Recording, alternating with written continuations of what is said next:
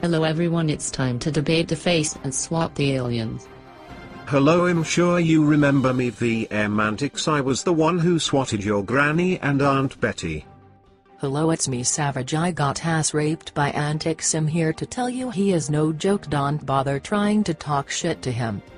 Seems like things are really bad for the ones who fucks with Antics. What do you have to say about all of this, boss Antics? Well, to be honest with you, I feel bad about ruining all these lives of kids on Xbox, but is it really my place to feel bad, or should they feel bad for talking shit? I just don't know.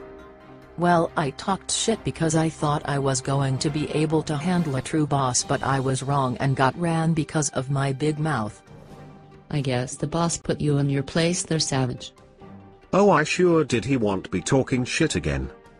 Damn straight I want him going to dick ride you forever now. Antics, just please don't hurt my front door again. My mom had to trade food stamps to get it fixed. I'm so hungry. Well, that was a very sad story. Tune in next week to see who gets destroyed by Antics next.